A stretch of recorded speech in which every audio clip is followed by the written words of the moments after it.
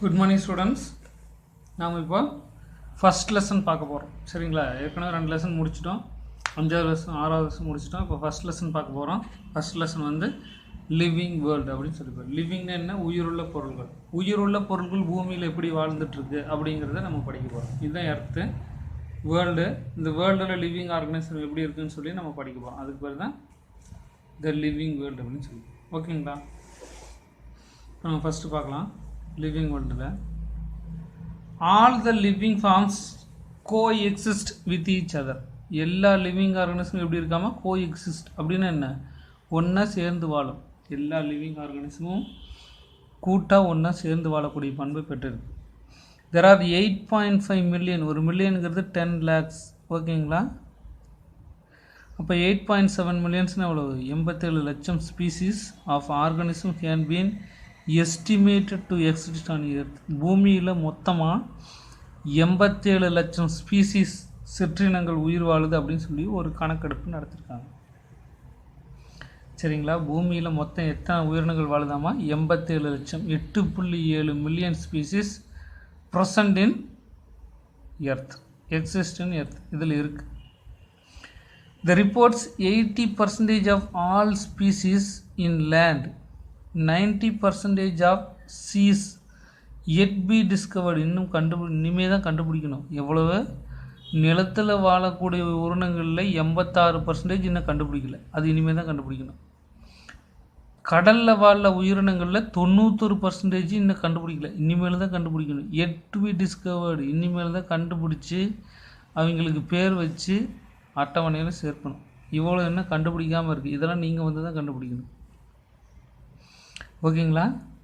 நிலத்தில் வாழக்கூடிய உயிரினங்களில் 86%, கடலில் வாழக்கூடிய உயிரினங்களில் 91% இனிமேல் கண்டுபிடிச்சி பேர் வச்சு நம்ம கேட்டலாக் பண்ணணும். ஓகேங்களா? The human beings are placed in top most position. இருக்கிற உயிரினங்கள்லேயே ஹியூமன் பீயிங் தான் டாப் மோஸ்ட். ஹையர் சரி அப்படின்னா வரிசையாக எடுக்கிறது. மேல் வரிசை, கீழ் வரிசை, கீழ் வரிசை, இப்படி வரிசையாக எடுக்கிறதுக்கு பேர் ஹையர் சரி. ஹியூமன் பீயிங் எங்கே இருக்காங்களாம்? டாப்பில் இருக்காங்க. Have been depend on plants and animals. இவங்க வந்து மனித விலங்குகளையும் தாவரங்களையும் சார்ந்து வாழ்ந்துட்டுருக்காங்க. ஓகேங்களா? Once more reply. All living organism coexist with each other. எல்லா லிவிங் ஆர்கனிசம் பூமியில் ஒன்றோட ஒன்றா சேர்ந்து வாழ்ந்துட்டுருக்கு. எக்ஸாம்பிள், மனிதர்கள் எல்லாம் ஒன்றா வாழ்கிறாங்க. இப்போ புலியெல்லாம் ஒன்றா வாழுது, மான் கூட்டங்கள்லாம் ஒன்றா வாழுது, குதிரை கூட்டமெல்லாம் ஒன்றா வாழுது. லிவிங் ஆர்கனிசமெல்லாம் கூட்டமாக வாழ்ந்துட்டுருக்கு. There are about 8 million species organism estimated in earth. பூமியில் 87 மில்லியன் 8.7 மில்லியன் ஸ்பீசிஸ் பூமியில் இருக்குன்னு ஒரு சர்வே சொல்லுது. ஸ்டடி ரிப்போர்ட்ஸ், ஒரு ரிப்போர்ட் சொல்லுது 86% of all species in land. நிலத்தில் இருக்கக்கூடிய 86% உயிரினங்களும் கடலில் இருக்கக்கூடிய 91% உயிரினங்களும் இனிமேல் கண்டுபிடிக்கப்பட்டு பெயர் வைக்கப்பட்டு விளக்கப்பட்டு கேட்லாக் பண்ணணும். இனிமேல் தான் பண்ணணும். இதெல்லாம் நீங்கள் வந்து தான் பண்ணணும். த humans are placed on top most position. மனிதர்கள் வந்து இங்கே இருக்காங்க ஹையர் ஆட்சியில் டாப் மோஸ்ட் வரிசை அமைப்பில் டாப் போஸ்ட்டில் இருக்கிறாங்க. அவங்க பிளான்ஸையும் அனிமல்ஸையும் சார்ந்து வாழ்ந்துட்டுருக்காங்க. ஓகேங்களா? Next, for food. உணவுக்காக தாவரங்களையும் விலங்குகளையும் சார்ந்து வாழ்ந்துடும். இதெல்லாம் 1 மார்க்கில் கேட்பாங்க, பார்த்துக்கோங்க. Our task must be to embrace of all living creatures and whole nature of its beauty. இயற்கையோட அனைத்து உயிரினங்களையும் ரசித்து வாழணும், உருவாக்கணும் அப்படிங்கிறது ஆல்பர்ட் ஐன்ஸ்டீன் சொல்லியிருக்காங்க. இதை கூட 1 மார்க்கில் கேட்கலாம். மார்க் பண்ணி வச்சுக்கோங்க. எந்த இடத்துல இருந்து வேணாலும் 1 மார்க் கேட்கலாம். நம்ம எல்லாத்தையுமே படிச்சுக்கலாம். சரிங்களா? உடனே நம்ம அவுட் ஆஃப் போர்ஷன் சொல்லக்கூடாது. Animals are also used the source of labour. லேபர்னால் மனிதனோட பயன்பாட்டுகளுக்கு அனிமல்ஸை மனிதன் பயன்படுத்துகிறான். எப்படின்னா ஃபார்மிங் அப்படின்னா என்ன? ஃபார்மிங்னா விவசாய நிலங்களுக்கு விலங்குகளை மனிதன் லேபர் ஒர்க்கிங்கை பயன்படுத்துகிறான். பெட்ஸ், வீட்டு விலங்காக பயன்படுத்திக்கிறான். For other economical benefits. ஒரு சில எக்கனாமிக்கல் பெனிஃபிட்ஸ், பால் கறக்கிறது, மாமிசத்துக்காக, இந்த மாதிரி எக்கனாமிக்கல் பெனிஃபிட்ஸை உயிரினங்களை மனிதன் பயன்படுத்தி கொள்கிறார்கள். Understanding of animals. தெரிஞ்சுக்கணும், அனிமல்ஸை பற்றி முழுசாக தெரிஞ்சுக்கணும். Other unique characters. ஒரு சில யூனிக்கி கேரக்டர்ஸ், அதனோட ஹேபிட்டட்ஸ், வாழும் பழக்க வழக்கங்கள், அதோட பிஹேவியர், கேரக்டர், எவல்யூஷனரி ரிலேஷன்ஷிப் இது எல்லாத்தையும் கற்றுக்கிட்டு அதை வளர்த்தலாம். சரிங்களா? ஒரு அனிமலை மனிதன் பயன்படுத்தும் போது அதனோட முழு ஹிஸ்ட்ரியும் கற்றுக்கிட்டு அது நமக்கு ஆகும்னா பயன்படுத்திக்கிறேன், ஆகாதுன்னா வீட்டில் வளர்க்குறது கிடையாது. அந்த மாதிரி போயிட்டு this chapter deals with diversity of living world. டைவர்ஸ்னா வாழும் இடங்கள். பூமியில் எங்கெங்கெல்லாம் டைவர்சிட்டினா பலவேறுபட்ட இடங்களில் பூமியில் உயிரினங்கள் எப்படி வாழுது, நீடு கிளாசிஃபிகேஷன் இதெல்லாம் எப்படி நம்ம கிளாஸிஃபை பண்ணலாம், வகைப்படுத்தலாம். டைப்ஸ் ஆஃப் கிளாசிஃபிகேஷன் எப்படியெல்லாம் எந்தெந்த வகையில் பயன்படுத்தலாம். டாக்ஸானமிக்கல் ஹையர்ச்சரி வரிசை அமைப்பெல்லாம் எப்படி இருக்குது, எப்படி வகைப்படுத்துறது. நாமன் கல்ச்சர் எப்படி பேர் வைக்கிறதுக்கு எதெல்லாம் பயன்படுத்துகிறாங்க, எப்படி படிக்கலாம் அப்படிங்கிறத இதெல்லாம் பார்க்க போகிறோம். ஓகேங்களா? பூமியில் எப்படி உயிரினங்கள்லாம் வகைப்படுத்துறது, அதுக்கு எப்படி பேர் வைக்கிறது, அதனோட கேரக்டர் என்ன அப்படிங்கிறது எப்படி வகைப்படுத்தலாங்கிறத முழுசாக நம்ம இந்த லெசனில் படிக்கலாம். Next diversity of living worlds. Diversity அப்படின்னா பலவேறுபட்ட. டைவர்ஸ்னு என்ன, நிறையா பிரிஞ்சு பிரிஞ்சு பிரிஞ்சு பிரிஞ்சு ஒவ்வொரு உயிரினங்களும் ஒவ்வொரு இடத்துல வாழ்ந்துட்டுருக்கு. அது எப்படி வாழ்ந்துட்டுருக்குது, எப்படி டைவர்சிட்டியாக இருக்குது அப்படிங்கிறது நம்ம பார்க்கலாம். Earth has numerous habitats. ஹேபிட்டாட்னா என்ன, வாழும் இடங்கள். பூமியில் பலவேறுபட்ட வாழும் இடங்கள் இருக்குது. ஒவ்வொரு இடமும் ஒவ்வொரு மாதிரி இருக்குது. With a wide range of living organism. வைடுன்னு என்ன, அகலமான, மிகவும் அகலமான அப்படின்னா என்ன, நிறைய variety of living organism inhabiting வாழ்ந்துட்டுருக்கு. எப்படின்னா plants and animals are present in almost all the places of earth. பூமியில் கிட்டத்தட்ட எல்லா இடங்களிலும் விலங்குகளும் தாவரங்களும் வாழ்ந்துட்டுருக்கு. எப்படின்னா ஃப்ரம் போலார் ஐஸ் கேப்ஸ் அப்படின்னா துருவத்தில் இருக்கக்கூடிய பனிப்பாறைகள், பனி படர்ந்து இருக்கக்கூடிய பகுதிகள். போலார்னா துருவ பகுதி, ஐஸ் கேப்ஸ்னா பனி மூடிய பகுதிகள். And volcanic hot springs. Volcanic எரிமலையில் இருக்கக்கூடிய வெப்ப ஊற்றுகள். இங்கேயும் பனிப்பகுதியில் இருக்கக்கூடிய துருவ பகுதியில் இருக்கிற பனிப்பாறைகள்லேயும் உயிரினங்கள் வாழ்ந்துட்டுருக்கு. எரிமலையில் இருக்கக்கூடிய குழம்புல வரவதிலையும் உயிரினங்கள் வாழ்ந்துட்டுருக்கு. சேலோ லகூன்ஸ் அப்படின்னா ஆழம் குறைந்த கடல் பகுதிகள்லையும் உயிரினங்கள் வாழ்ந்துட்டுருக்கு.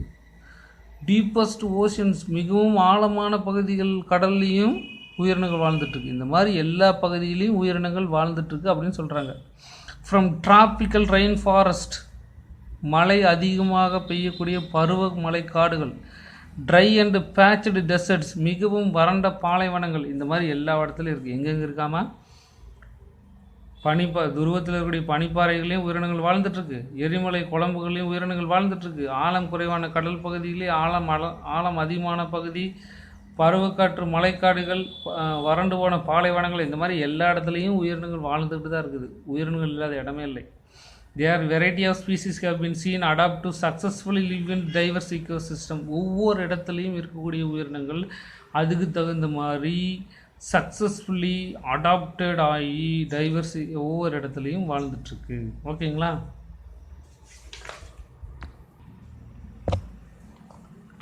Ecosystem is community of biotic and abiotic factors. Ecosystem அப்படிங்கிறது பயோட்டிக் அப்படின்னா உயிருள்ள பொருள்கள், ஏபயோட்டிக் அப்படின்னா உயிரற்ற பொருள்கள். ஏபயோட்டிக் அப்படின்னா உயிரற்ற பொருள். ஈகோசிஸ்டம் அப்படிங்கிறது உயிருள்ள பொருள்களும் உயிரற்ற பொருள்களும் இணைந்து வாழும் அப்படிங்கிறது அர்த்தம். இதை சொன்னவர் ஏஜி ஸ்டான்ஸ்லே. இவர் என்ன சொன்னார்னா, the presence of the large number of species in a particular ecosystem is called biodiversity. அதாவது மிகப்பெரிய அளவில் லார்ஜ் நம்பர் ஆஃப் ஸ்பீசிஸ் ஒரு இடத்துல வாழ்ந்தால் அதுக்கு பேர் பயாலஜிக்கல் டைவர்சிட்டி. கம்மியாக வாழ்ந்தால் அதுக்கு பேர் பயோடைவர்சிட்டி. ஓகேங்களா? மிகப்பெரிய அளவில் வாழ்ந்தால் அதுக்கு பேர் பயாலஜிக்கல் டைவர்சிட்டி, கம்மியாக வாழ்ந்தால் அதுக்கு பேர் biodiversity. The term biodiversity was first introduced into Walter Rosen and defined as E.D. Wilson. அதாவது பயோடைவர்சிட்டி அப்படிங்கிற வார்த்தையை முதலில் சொன்னவர் வால்டர் ரோசன். பயோடைவர்சிட்டினா என்ன அப்படின்னு சொல்லி அதை டிஃபைன் பண்ணி சொன்னவர் வில்சன். இது ரெண்டே 1 மார்க்கில் கேட்பாங்க, மார்க் பண்ணி வச்சுக்கோங்க. The biodiversity name was defined by F.D. Wilson. The biodiversity first introduced the term is called as Walter Rosen. இது ரெண்டு 1 மார்க்கில் கேட்பாங்க, மார்க் பண்ணி வச்சுக்கோங்க. Next characteristic feature of living organism. ஒரு பொருள் உயிரோடு இருக்குன்னா அதுக்கு என்னென்ன கேரக்டர் இருக்கணும் அப்படின்னு சொல்லி பார்க்கலாம். Living organisms show variety of unique characters different form from non living matters. உயிருள்ள பொருள்கள் உயிரற்ற பொருள்களிலிருந்து பல விதங்களில் வேறுபடுகிறது. அது எப்படி வேறுபடுதுன்னு இப்போ பார்க்கலாம். The key characters of living organisms are cellular organism. உயிருள்ள பொருள்கள் எல்லாம் எதனால் இருக்கும்? செல்லால் ஆக்கப்பட்டிருக்கும். நியூட்ரிஷன் சாப்பிடும், ரெஸ்பிரேஷன் மூச்சு விடும், மெட்டபாலிசம் வளரும். மெட்டபாலிசம்னா வளர்ச்சிதை மாற்றங்கள், குரோத்னா வளரும். ரெஸ்பான்ஸ் ஆஃப் ஸ்டிமுலி, ஏதாவது தொட்டுச்சுன்னா அதுக்கு ரெஸ்பான்ஸ் பண்ணும், பட்டுதுன்னா அது ரெஸ்பான்ஸ் பண்ணும். மூமெண்ட்டு நகரும், ரீப்ரொடக்ஷன் பண்ணும். எக்ஸ்கிரீஷன் வேஸ்ட் பொருள்களை வெளியேற்றும். அடாப்டேஷன் சூழ்நிலைக்கு தகுந்த மாதிரி மாறும். ஹோமியோஸ்டோசிஸ் அப்படின்னா ஒரு சமநிலைத்தன்மையை ஏற்படுத்தும். ஒரு சமநிலைத்தன்மைன்னா என்னென்னா, இப்போது வாட்டர் இருக்குது சரிங்களா, வாட்டர் கம்மியாச்சுன்னா என்ன ஆகும்? பாடியில் உடனே தாகம் எடுக்கும். சரியா, ஒரு மனிதனோட உடம்புல 60% வாட்டர் இருக்கணும். அப்படி இருந்தால் தான் அவன் உயிர் வாழ முடியும். 60% கம்மியாச்சுன்னா தாகம் எடுக்கும். இப்போ தண்ணி அதிகமாக குடிச்சுன்னா யூரின் வழியே வெளியில் போயிடும், உடம்புக்குள்ள நிற்காது. அதுக்கு பேர் தான் ஹோமியோஸ்டோசிஸ். ஒரு சமநிலைத்தன்மையோடு இருக்கும். 60%க்கு தண்ணி எச்சா உள்ளே ஏற்றிட்டு குடிச்சிட்டிங்கன்னா யூரின் வழியே வெளியில் போயிடும். 60% கம்மியாச்சுன்னா தாகம் எடுக்கும். ஆனால் 60% மேலேயும் போகாது கீழேயும் போகாது. அதுதான் மெயின்டைன் பண்ணிகிட்டே இருக்கும். அதுக்கு பேர் தான் ஹோமியோஸ்டோசிஸ். இதுதான் உயிருள்ள ஆர்கனிசத்துக்கு உள்ள கேரக்டர்ஸ். என்னென்ன பண்ணும்? உயிருள்ள பொருளாக செல்லால் உருவாக்கப்பட்டிருக்கும், சாப்பிடும், மூச்சு வாங்கும், வளர்ச்சிதை மாற்றங்கள் நடைபெறும், குரோத் வளரும், ஸ்டிமுலஸை ரெஸ்பான்ஸ் பண்ணும், ஒரு இடத்துலேருந்து இன்னொரு இடத்துக்கு மூவ்மெண்ட் ஆகும், ரீப்ரொடக்ஷன் பண்ணும், கழிவுப் பொருள்கள் வெளியேற்றும், சூழ்நிலை தந்து மாறும், ஒரு சமநிலைத்தன்மையை மெயின்டைன் பண்ணும். இதுக்கு பேர் தான் living organisms. Numerous scientist and taxonomists have tremendous contribution and documentation of observation study of even minute characters of living organism. நிறைய சயின்டிஸ்ட்டு, நிறைய டாக்ஸானமிஸ்ட்டு, இவங்கெல்லாம் மிகப்பெரிய ட்ரெமெண்டஸ் கான்ட்ரிபியூஷன் அண்டு நிறைய டாக்குமெண்ட்டை க்ரியேட் பண்ணி லிவிங் ஆர்கனிசத்தை எல்லாத்தையும் அப்சர்வ் பண்ணி ஒரு புக்காக எழுதி வெளியிட்ருக்காங்க. அதை தான் நம்ம படிக்கிறோம். ஓகேங்களா? த keen observations have lead to the classification of living organisms and study of interrelations. இதெல்லாம் எப்படி உயிரினங்கள் ஒன்று சார்ந்து வாழ்ந்து இன்டர் ரிலேஷன்ஸில் வாழுது அப்படிங்கிறது எழுதி வச்சுருக்காங்க. அதுதான் நம்ம படிக்கிறோம். NEET for classification.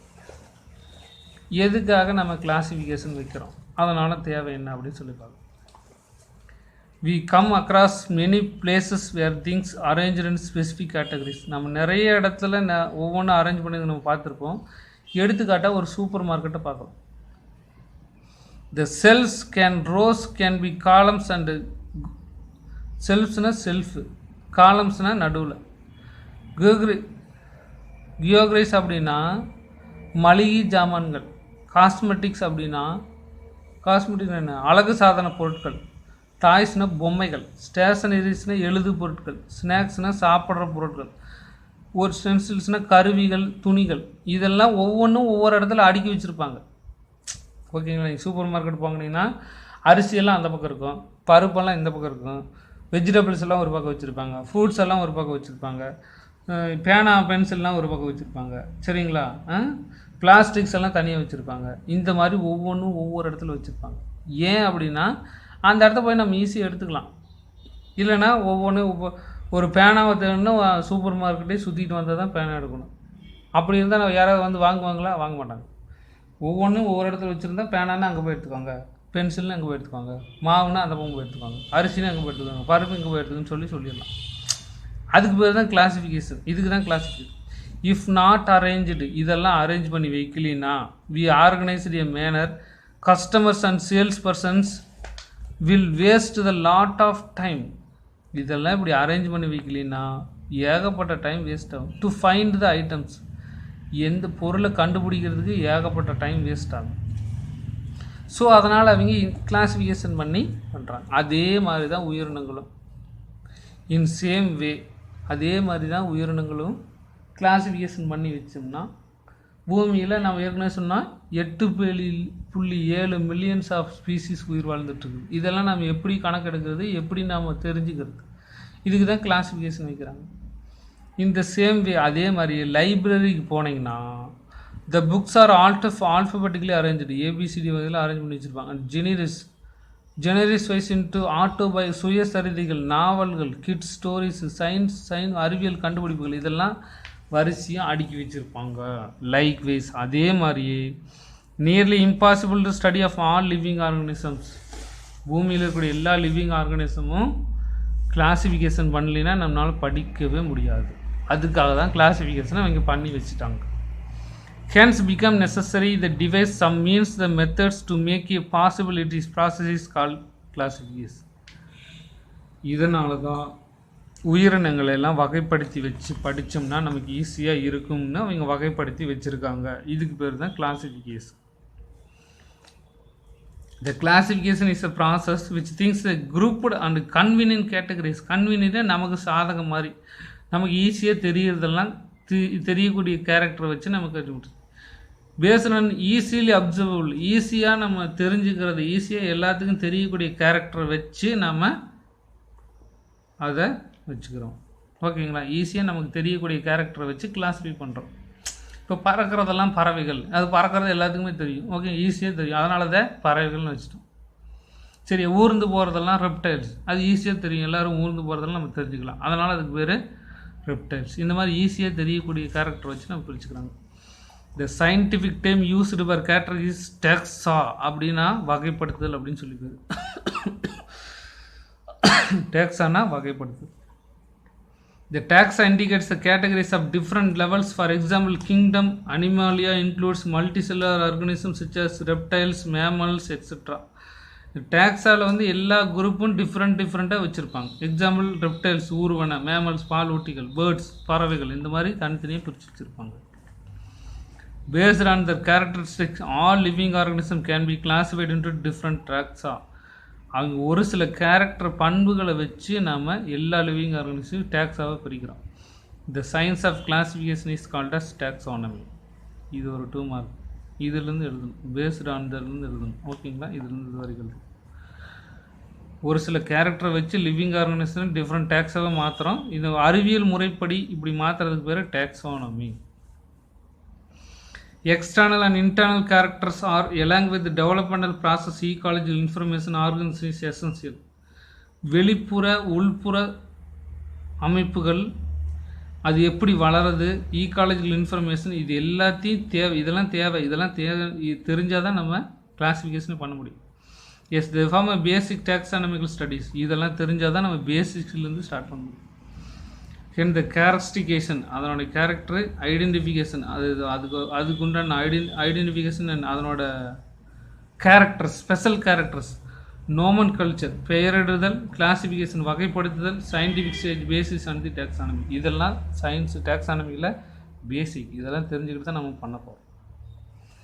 Next the basic need for classification. Classification நம்ம பண்ணுறதுனால என்னென்ன தேவை, அதுக்கு பேசிக்காக என்னென்ன தேவை, அதனால் நம்ம என்னென்ன தெரிஞ்சுக்கிறோம் அப்படிங்கிறது நம்ம பார்க்கணும். கிளாசிஃபிகேஷன் பண்ணுறதுனால to identify the differentiate closely related species, ஒவ்வொரு சிற்றினத்துக்கு உள்ளேயும் உள்ள வேறுபாடுகளை நம்ம கண்டுபிடிக்க முடியும். ஓகேங்களா? ஒவ்வொரு இப்போ டாக் இருக்குது, நாய் ஒரு சிற்றினம். டாகுக்குள்ளாரே எவ்வளோ டிஃப்ரெண்ட் டாக்ஸ் இருக்குது, எத்தனை வகை நாய் இருக்குது, அதுக்குள்ளே எவ்வளோ டிஃப்ரென்ஸ் இருக்குது, இதெல்லாத்தையும் நம்ம எதில் தெரிஞ்சுக்கிறது? கிளாசிஃபிகேஷன் தான் நம்ம தெரியும்.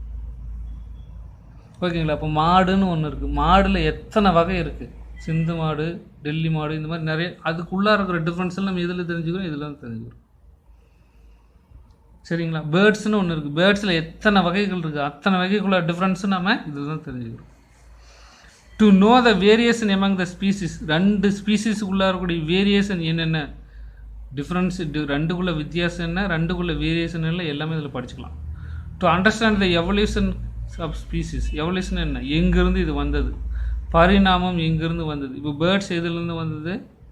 ரெப்டைல்ஸ்லேருந்து வந்தது. ரெப்டைல்ஸ் எதுலேருந்து வந்தது? ஆம்பிபியன்லேருந்து வந்தது. ஆம்பிபியன் எதுலேருந்து வந்து? ஃபிஷ்லேருந்து வந்தது. இந்த மாதிரி அதனோட எவல்யூஷன் எதுலேருந்து வந்ததுன்னு சொல்லி நம்ம தெரிஞ்சுக்கலாம். டு கிரியேட் எ பைலோஜெனிக் ட்ரீ அப்படின்னா பரம்பரையாக எப்படி இருக்குதுன்னு சொல்லி தெரிஞ்சுக்கலாம். அதுக்கு பேர் பைலோஜெனிக் ட்ரீ. அதாவது உங்களோட ஹிஸ்ட்ரி, உங்கள் அப்பாவோட ஹிஸ்ட்ரி, உங்கள் தாத்தாவோட ஹிஸ்ட்ரி, உங்கள் தாத்தாவோட அப்பாவோட ஹிஸ்ட்ரி, உங்கள் தாத்தாவோட அப்பாவோட அப்பா ஹிஸ்ட்ரி, உங்கள் தாத்தாவோட அப்பாவோட அப்பா ஹிஸ்ட்ரி. இது எல்லாத்தையும் ஒரு மரமாக போட்டு வரைகிறதுக்கு பேர் தான் பைலோஜெனிக் ட்ரீ. மரபு வழியாக பரம்பரையாக எப்படி வந்திருக்குது அப்படிங்கிறது எழுதுக்கு பேர் பைலோஜெனிக் ட்ரீ. இது வந்து ஒரு மரம் மாதிரி ஷேப்பில் வரைவாங்க, அதுக்கு பேர் பைலோஜெனிக் ட்ரீ. நம்ம பின்னாடி அதை டீட்டெயிலாக படிப்போம். எவாங் த டிஃப்ரெண்ட் குரூப்ஸ், ஒவ்வொரு குரூப்புக்கும் இதெல்லாம் நம்ம படிப்போம். To conveniently study the living organism, நமக்கு தெரிஞ்ச நமக்கு ஈஸியான ஸ்ட்ரக்சரை வச்சு நம்ம லிவிங் ஆர்கனிசம் நம்ம ஈஸியாக கண்டுபிடிக்க போகிறோம். ஓகேங்களா? Okay, thank you students. Let us meet next topic.